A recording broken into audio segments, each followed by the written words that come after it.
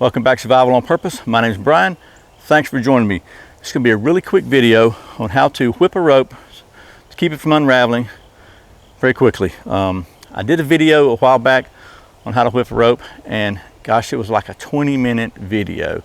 And I went over way more stuff and rambled a little more than normal, and I wound up anyway. So what I thought I'd do is go ahead and make another video real quickly and show you just specifically one way to whip a rope. Really easy to do, keep it from coming unraveled, the ends of it. So I'm gonna readjust things down, get you on the old stump top, and we'll get busy. Okay, so what I've got here, as you can see, is a piece of cheap rope, okay, and a piece of I think it's number 18 bank line. And so you can see it's already coming unraveled a little bit here. So let me give you a close up and I'll show you how to fix that.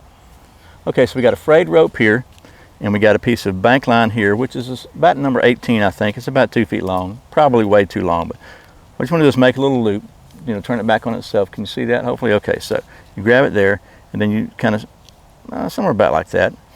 And you want your whipping generally to be the same length as the diameter of the rope, and you'll see what I mean in a minute. So anyway, take your loop, just lay it on top of the rope like so, okay? And then hold it in place with your finger like so. Let the end that's hanging off the short end just hang there, and then start wrapping the other end around. You have to wrap it over itself to begin with the first time, and then just wrap it very tightly, extremely, as tight as you can get it. Just keep wrapping around, keeping it very neat rows there together, and just keep wrapping over the parts you got laying on there. And you still got your little end, you're just going around the end there. So, and you see you wind up with a nice little row of wraps, and just keep wrapping. And when you get about how long you want it, which I like to go, you know, again, they say the length of the length here should be the same as the diameter of the rope. I consider that a minimum, so I like to go just a little bit longer. Okay, and then you got it pretty tight. Next thing you want to do is take the end that you've been wrapping, the long end, and stick it through that loop right there, like so, that you created. So you pull it through the loop, right?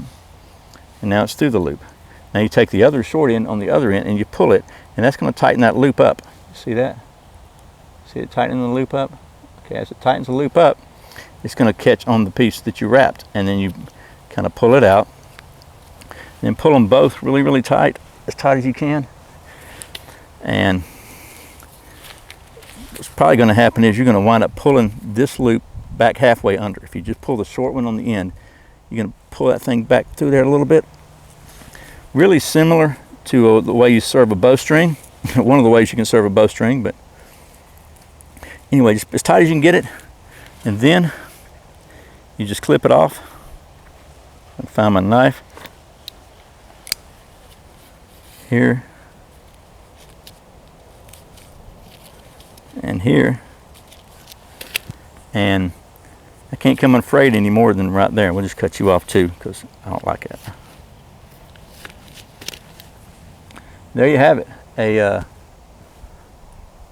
I didn't even get my rows together neat, but it's still very functional. So that's how I whip a rope, really quickly, really simply, and it just plain works. Okay, well, I hope that was helpful. That's a shorter, quicker video version of how to whip a rope. It's a really handy skill to have and to know. Just keep your ropes from unfraying. Some ropes you can fuse with fire, with heat, some you can't. These you can, but they're a pain in the neck. But that right there is going to keep it from unraveling any further. And it's just a really, again, handy skill to have in the woods. You can see what the fused end looks like, by the way, and that's subject to come undone pretty easily. So hope this has been helpful. As always, thanks for watching Survival on Purpose. Thanks for subscribing. Thanks for clicking that thumbs up, for sharing it with your friends, for watching those ads, and thank you so much for doing your shopping on Amazon through the Survival on Purpose links. Anytime you buy anything through those links, even something small, I get just a small commission, and it really makes a huge difference. It adds up over time, and I sincerely appreciate it. So once again, my name is Brian. You're watching Survival on Purpose. Remember, survival is not an accident, so be prepared. See you next time.